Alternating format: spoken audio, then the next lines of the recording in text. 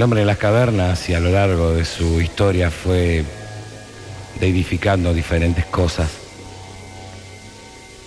Hay quienes que se están buscando en religiones perdidas de pueblos ya extintos o casi, volver de alguna forma a una raíz perdida, a una identidad inclusive. Qué increíble que se busque una identidad quizás a través de una idea que tiene que ver con una religión, con algo que es simplemente una cuestión de creencia, una cuestión de fe.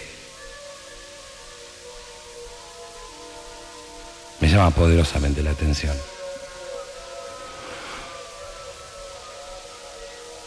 Como me llama poderosamente la atención la placidez de muchos, me incluyo, no ya de ignorar ni tomar partido por tal o cual religión. Y como alguna vez dije, en ese sentido me parezco a la nata, creo que es lo único. Ay, que estamos un poco gordos todos. Soy de los agnósticos que cuando está en problemas rezan.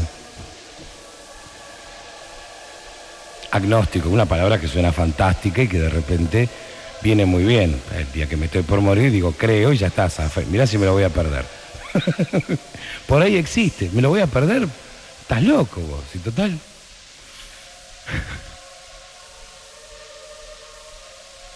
Y no son nada más que posiciones tomadas. Ni siquiera actitudes, posiciones. Con lo cual podemos sacar otra conclusión, o por lo menos ahondar desde otro punto de vista las religiones. Un manojo de normas de una determinada moral a seguir por un determinado pueblo para obtener un determinado resultado.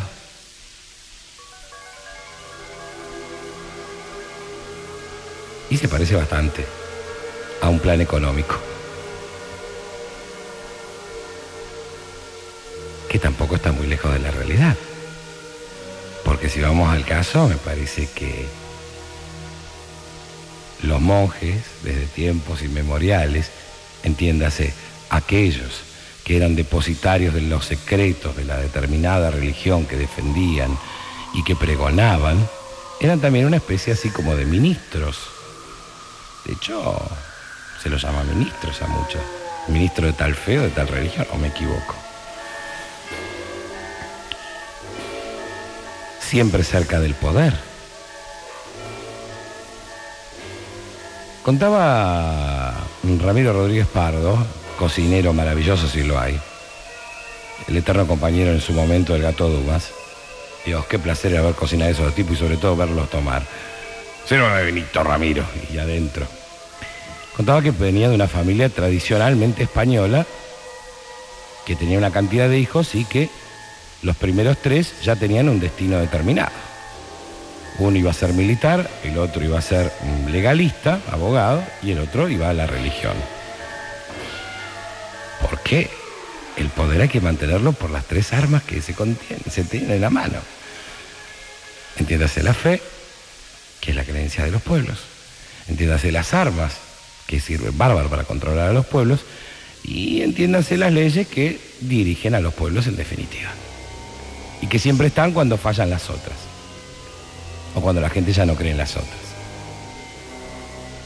Con lo cual también estamos como una especie de camino cerrado, de una imposibilidad de salir viviendo en una sociedad de ese determinado manejo, círculo de poder.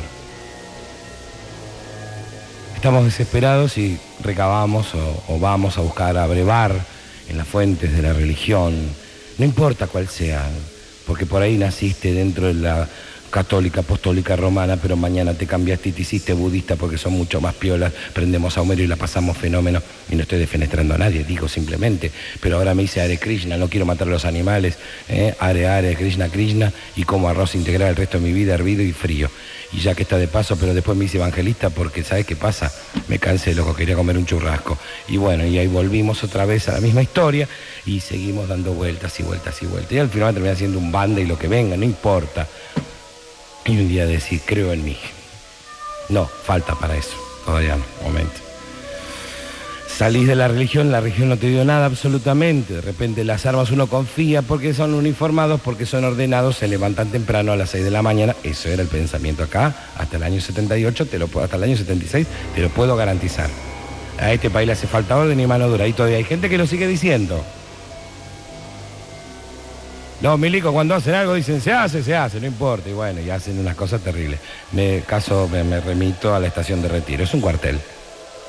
Míralo de un punto de vista arquitectónico, cuadrada, recta, un piso superior, un piso inferior, escaleras, accesos, alambrado, luces, todo bien aprovechado el espacio, pero la verdad es un cacho de cemento ahí metido, es un cuartel.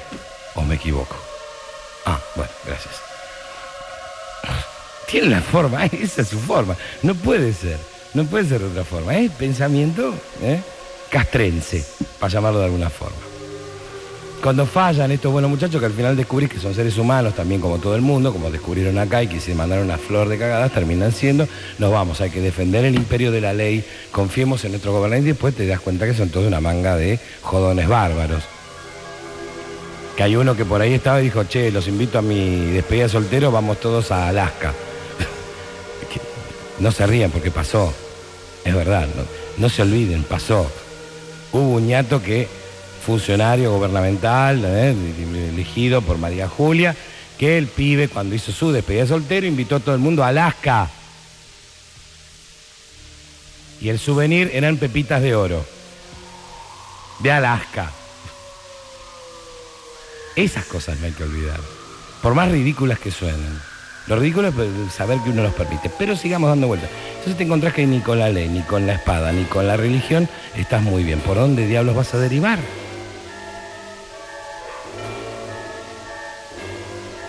Y empiezan los cuestionamientos. Y empieza la mirada al espejo y empezar a preguntarse, ¿qué carajo soy? O en términos un poco más ramplones todavía, podemos decir, al final, ¿soy un boludo? Sí. Al final sí. Al final sí, porque de última uno cree, deposita su fe, su creencia, hace de determinadas cosas una especie de religión. Para quienes estar un domingo, un sábado, determinado día, desaforándose a los gritos en una cancha es una religión. No ya un placer, no ya una costumbre, no ya una cosa hasta, si se quiere, una devoción compartida con otros miles de seres, o cientos, o 10 tipos, o los 5 gatos locos que puede llevar un equipito, no importa, sacudiendo los trapos y gritando. Hay quienes lo han hecho una religión. Y son esos mismos que por ahí de repente agarran y se preguntan, ¿cómo puede ser? Cuando ven por ahí alguna película de Torquemada, por ejemplo, o algo por el estilo, y dicen, ¿cómo por la religión mataron tanta gente? ¿Cómo le volaron la cabeza al chabón por los colores de un equipo? Pregunto. Y no me venga, loco, ¿cómo lo va a defender a los colores? No, es exactamente lo mismo. No hay diferencia. Como el hecho de aplaudir cuando viene uno con los tapones para adelante y lo quiebra el otro. ¿Y cuántos que aplauden? Andate al circo romano.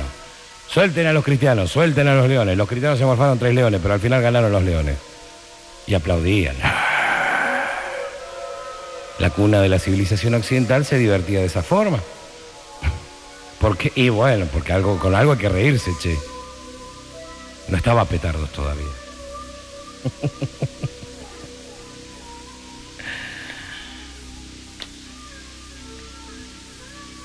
Primera conclusión, ¿no hemos avanzado nada? Sí hemos avanzado. Simplemente que nos olvidamos. Somos niños todavía. Somos una raza, la humana, que está sobre esta tierra hace apenas 2 millones, 3 millones, cerramos en 1,5. 1,5 millones de años dando vueltas, más o menos como humanos. Más o menos. Y que de civilización, digamos, de vivir en civilización o empezar a manejar una civilización, un lenguaje, una acumulación de conocimientos, no depender solamente de lo que la madre natura nos podía dar y demás, muchos años menos. En 2001, Odisea en el espacio, de Arthur Clarke, en el libro, no en la película, insisto, si no se lee el libro, la película no se entiende. La primera, la de Stanley Kubrick. En 2001, decía Arthur Clarke, hay un personaje que se llama Moonwatcher, que es casi humana o empieza a ser humana. Es una hembra de una tribu de seres que ya se desplazan en dos patas, un poco encorvados todavía, con mucho de simio, pero cuya mirada tiene un brillo diferente. Y aparece el monolito. Para quien lo haya leído se sabrá más o menos por dónde va la cosa. El monolito es algo que dejó una civilización muy, muy, muy superior a todo lo que uno se pudiera imaginar, y que está ahí solamente para vigilar y para que el día que aparezca la inteligencia, como bien decía en un pasaje del libro, buscaron la inteligencia por todas partes y donde vieron que había posibilidades de crecer, allí fueron. Siempre sembraron, pero no siempre cosecharon. Y algunas veces tuvieron éxito.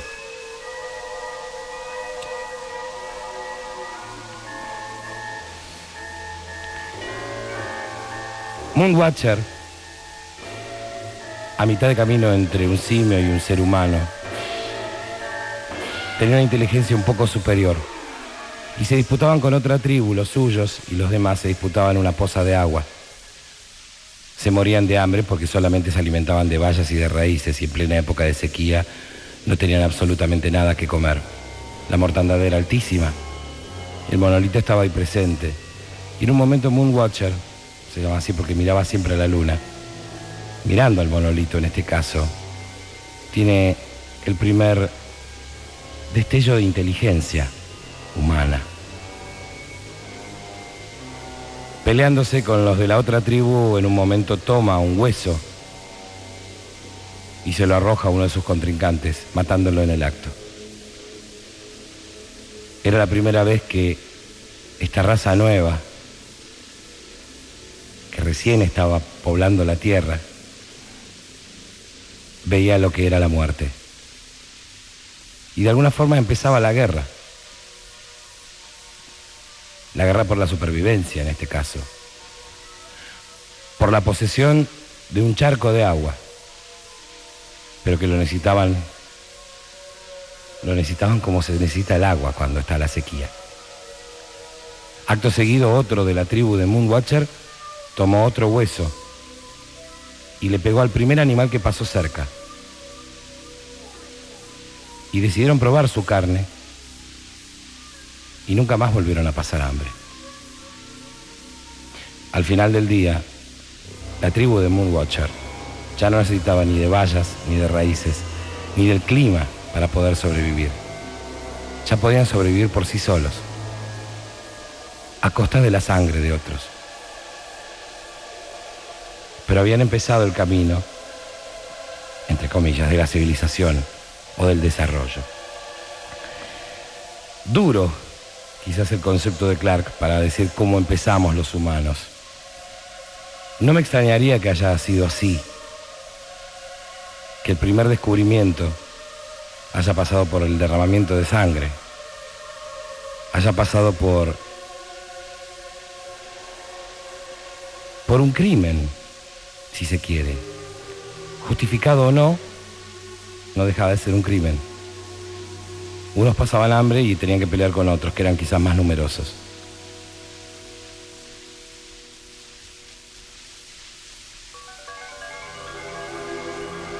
Hemos cambiado, hemos evolucionado, hemos llegado, estamos y seguimos avanzando. Somos muy jóvenes todavía. Y es lógico que siempre depositemos nuestra fe en algo que creemos superior o en algo a lo cual nos aferramos, como se aferra el náufrago a la primer tabla que encuentra después del naufragio. Y se aferra al punto de que la madera también Cuando se moja demasiado se hincha y se puede hundir. Y no le importa, puede pelear hasta la muerte por seguir aferrado a ella.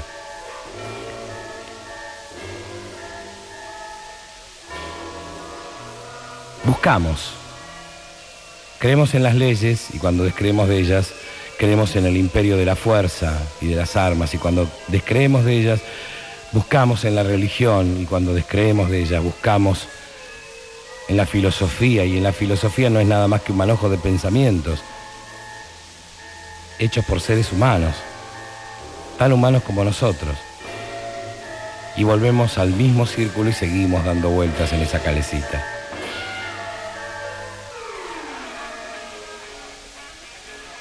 No me creo superior por creer en mí. Porque de última, cuando me miro al espejo y digo, lo único que tengo en esta vida soy yo mismo y nada más. Empiezo a darme cuenta que todo lo que me rodea puede ser muy lindo o muy terrible, pero todo pasa y gira alrededor mío, así como nos pasa a todos.